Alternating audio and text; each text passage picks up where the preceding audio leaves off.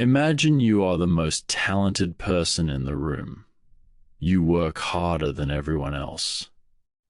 You are loyal, honest, and brilliant. And yet, somehow, you keep getting passed over. Someone less talented gets the promotion. Someone less deserving gets the credit. And you sit there wondering, what am I missing? What if I told you the answer has nothing to do with talent?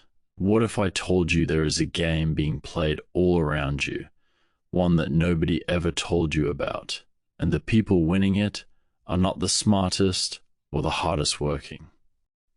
They are the ones who understand power. Today, we're going to talk about one of the most controversial, most misunderstood, and most important books ever written. The 48 Laws of Power by Robert Greene. This book was published in 1998. It was banned in some American prisons. It has been called ruthless, dangerous, even immoral. But it has also been embraced by CEOs, by artists, by athletes, by some of the most successful people alive. And the reason is simple, it tells the truth. Robert Greene spent years studying history, kings and queens, warlords and diplomats, conmen and courtiers, and he distilled everything he learned into 48 laws. Not laws like rules you follow, laws like gravity. Whether you know about them or not, they are operating in every office, every relationship, every dinner table conversation. Here is what Greene believes at his core. Power is not evil. Power is neutral. It is a game that has been played since the beginning of human civilization, and the only choice you have is whether you play it consciously or let it be played on you. He says this: the world is a court. Think about the royal courts of old Europe, where kings and queens sat on thrones, and everyone around them was constantly maneuvering, flattering, scheming, forming alliances. People smiled while plotting. They bowed while secretly clawing for position. Greene's argument is that nothing has changed. The office you work in, the family you belong to, the social circle you navigate, it is all the same court, just with different costumes. And the people who refuse to accept this, the ones who say, I don't play games, I'm just honest and hardworking, they are not outside the game. They are just losing it without knowing why. So let us walk through the most powerful lessons from this book, the ones that will change the way you see the world forever. Let me tell you about a man named Nicolas Fouquet. In the 1660s, he was the finance minister of France under King Louis XIV. He was brilliant, wealthy, and politically powerful. And one summer evening, he made a mistake that cost him the rest of his life. He threw a party, the most spectacular, lavish, breathtaking party France had ever seen. Thousands of guests, fountains lit up in the night. A play written by Molière performed just for the occasion. He was trying to impress the king, to show Louis what a wonderful ally he was. The next day Fouquet was arrested. He was thrown in prison, where he spent the last 20 years of his life in solitary confinement. What happened? Louis XIV looked at that party and did not see loyalty.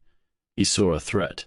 He saw a man whose home was more magnificent than the king's palace, whose guests seemed more delighted by Fouquet than by the king himself, and Louis, deep in his pride and insecurity, could not allow that. This is the first great lesson of this book: never outshine the master. When you are around people who have power over you, your boss, your mentor, anyone whose approval you need, make them feel brilliant. Not because you are weak, but because you are smart. The ego of powerful people is fragile and enormous at the same time. Step on it, even by accident, and you have made an enemy for life. This does not mean you hide your talent. It means you frame your talent as something that serves them, not something that competes with them. Now here is one that feels wrong at first. Greene tells us, never put too much trust in friends. Learn how to use enemies. Of course you should trust your friends more than your enemies, right? But think about it. Your friends already have you. They know you will forgive them. They know the relationship has a cushion. And because of that, they get comfortable. They get careless. Your enemies, on the other hand, if you bring them close, if you hire them, if you work with them, They have everything to prove. They are watched closely. They know one mistake and the goodwill is gone. So they work harder. They are more careful. They are more loyal because loyalty is the only currency they have. This is not about being cold with the people you love. It is about understanding that closeness creates blindness. And Green's warning is this: the people who will hurt you most in life are almost never the ones you suspected. They are the ones you trusted completely. Here is something most of us do without thinking. We talk about our plans. We tell people what we are working on. We share our goals. We explain our reasoning. And we do it because it feels good. It feels honest. It feels like connection. But Green says this is one of the most dangerous things you can do. When people know what you want, they know how to block you. They know how to manipulate you. They know what to offer you and what to threaten you with. Your transparency is their roadmap. The masters of power, Green shows us throughout history, were masters of misdirection. They let people think they wanted one thing while quietly pursuing another. They kept their cards so close that even their allies were never entirely sure of the full picture. This is not the same as lying. It is the wisdom to understand that not everyone who asks about your plans is asking out of curiosity. Some are asking to know where to apply pressure.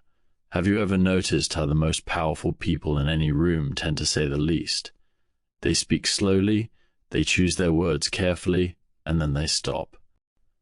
And everyone around them leans forward, waiting for more. Green points out that when you talk too much, two things happen. First, you reveal more than you intend, your fears, your insecurities, your desires. You seem ordinary. Words are cheap, and the more you spend them, the less each one is worth. But silence is expensive.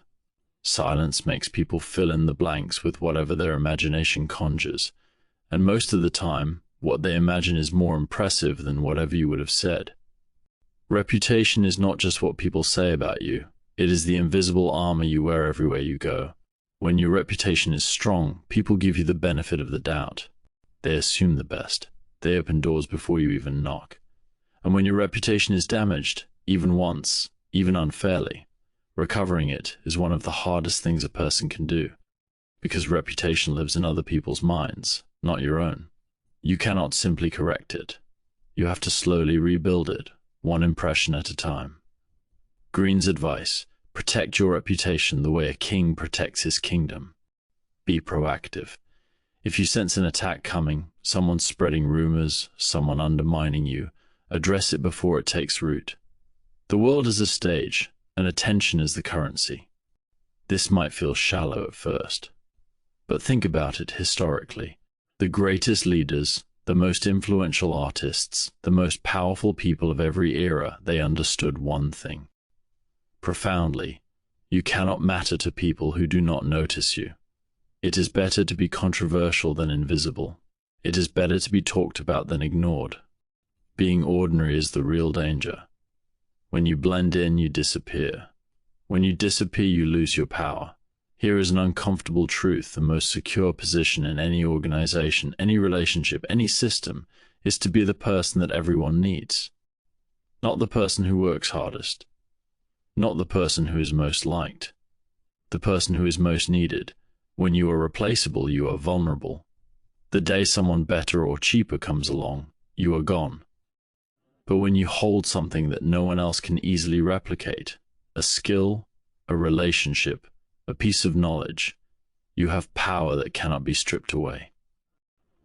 This is why the smartest professionals never teach everything they know to everyone around them. Not out of cruelty, but out of survival.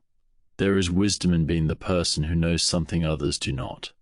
It is the oldest form of job security.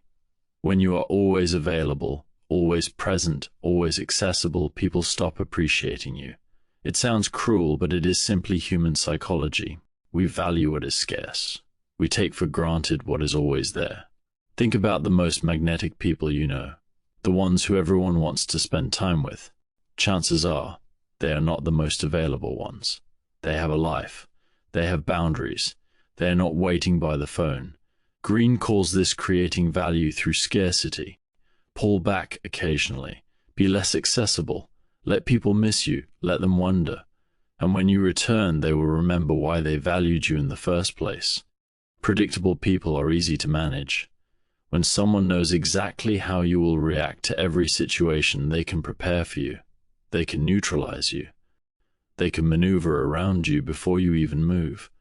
But when you are unpredictable, when people cannot be entirely sure what you will do next, they cannot fully control you. They stay alert. They stay a little off balance. And that uncertainty gives you an edge that no amount of cleverness can manufacture. The key word here is deliberate, not random chaos. That just looks unstable. Deliberate unpredictability. Occasionally do the thing nobody expected. Change your approach. Surprise people. Keep them guessing. Most people accept the identity that was handed to them, the role their family put them in, the label their workplace gave them, the reputation that stuck after one incident years ago. And they live inside that box without ever questioning whether the box even belongs to them. Green says this is one of the greatest surrenders a person can make, because your identity, the character you project to the world, is not fixed. It is something you can shape, craft, and reinvent. History is full of people who reinvented themselves and became legends. You are not stuck with who you were. You are only stuck with who you refuse to become. Here is something most people never learn. Timidity is just as visible as boldness and far more dangerous. When you hesitate, when you hedge, when you move with half commitment, people see it, and it makes them trust you less, not more. A bold action, even if it is wrong, carries a kind of authority. It signals that you are in control of yourself, at least. And in a world where most people are paralyzed by fear of failure, someone who moves with confidence stands out immediately. Green says mistakes made through boldness are correctable. You can recover from a bold mistake with more boldness. But the damage done by timidity, the opportunities you missed, the impression of weakness you created, that is much harder to undo. Most people plan to the middle. They think about how to get through it, but rarely about how it ends. And that is where they get crushed at the finish line when they should be celebrating because they never thought about what the finish line actually looked like. Green points to history over and over again, generals who won battles brilliantly but lost wars catastrophically because they stopped thinking 3 moves ahead. Socks a city but has no plan for what to do with it. The executive who clinches a deal but never considered the aftermath. Power belongs to the long-sighted. Train yourself to think all the way to the end of your actions. What will the world look like after this decision? Who will it affect? What is your next move from there?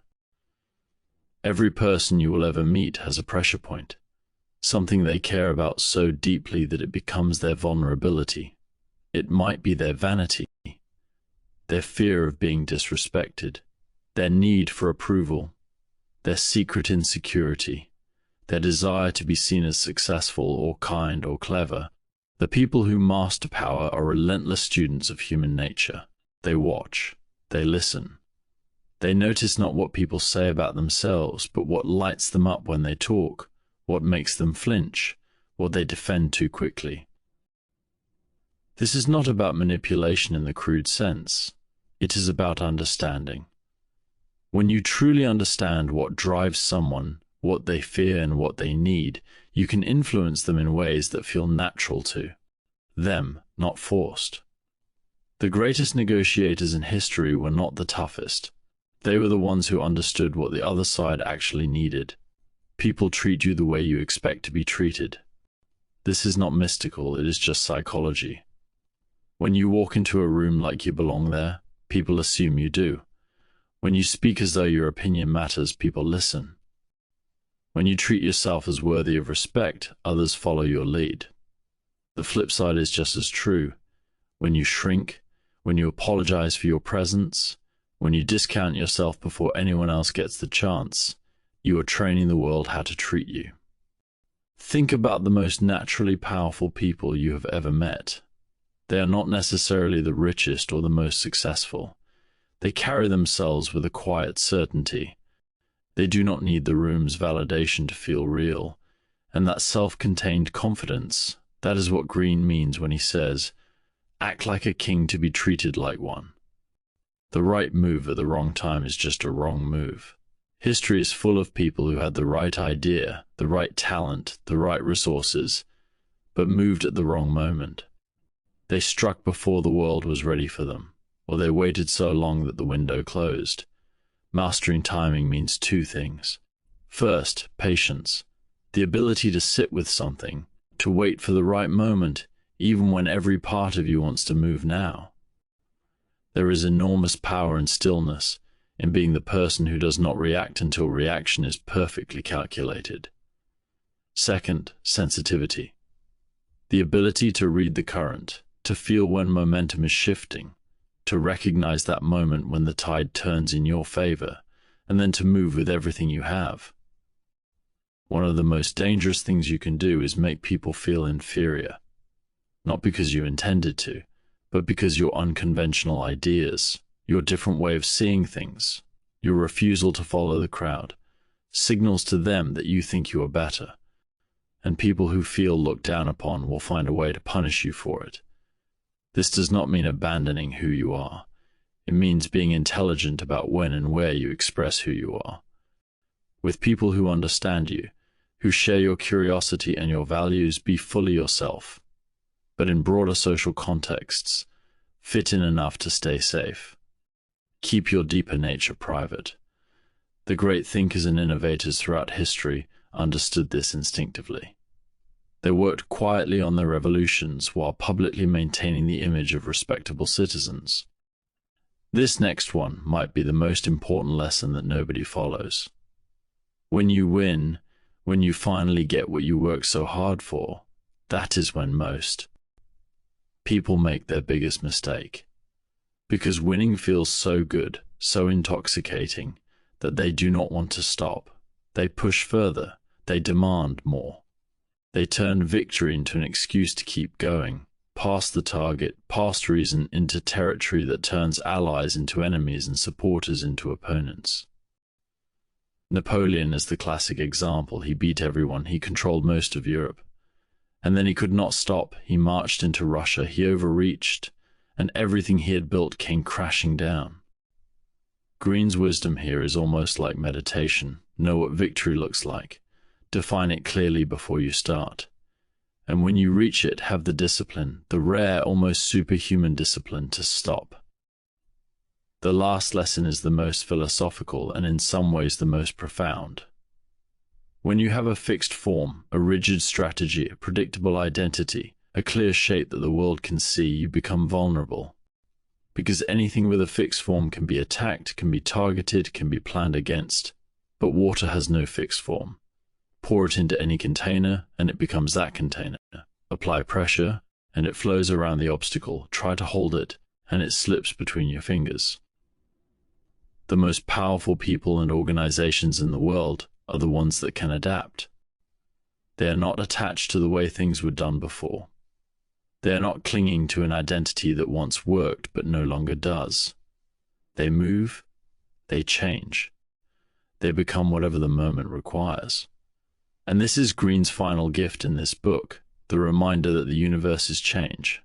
Nothing is fixed, nothing is permanent. The only truly safe position in any world is the one where you are fluid enough to navigate whatever comes. Now I want to be honest with you about something. When you first encounter these ideas, some of it might feel cold. Some of it might feel like it is teaching you to be calculating, even ruthless. And I understand that reaction. But here is what I have come to believe. The people who most resist these ideas are often the ones who most need them. Because the game is real. It is happening right now. In your workplace, in your relationships, in every social interaction you have. And the people playing it consciously, whether you agree with them or not, are winning. While you wait for the world to be fair, they are learning the rules of the world as it actually is. Robert Greene does not tell you that you should exploit people. He tells you to understand people. He does not tell you to betray your friends. He tells you to pay attention to who your real friends are. He does not tell you to be cruel. He tells you to be wise. Because here is the most important thing Green says, the thing most people miss. The better you are at navigating power, the better you become at life. You become a better friend, because you understand people more deeply. You become a better leader, because you know how to move people without force. You become a better protector of the things and people you love, because you know the threats before they arrive. Power, understood clearly and wielded with intention and care, is one of the most human things there is. It is how we shape the world. It is how we protect what matters. It is how we turn our dreams into reality, instead of just carrying them around quietly until we die. So let me close with this. You were born into a world where the game was already in progress. Nobody handed you the rule book. Nobody sat you down and said, here is how it works. Here is what people actually respond to. Here is what makes someone powerful. Here is what makes someone vulnerable. You just had to figure it out, or get hurt while trying. The 48 Laws of Power is that rule book. It is not perfect. It is not comfortable. It is not always kind, but it is honest. And in a world that is often not, honesty about how things actually work, that is a gift. So take what serves you, leave what does not. But read it with your eyes open, because the greatest danger in life is not having enemies. It is not being aware. It is moving through the world half asleep, trusting blindly, revealing too much, taking too long, waiting for someone else to recognize your worth, and waking up one day to realize that the game was played, and you were not even at the table. You deserve a seat at that table. You always did. So go get it.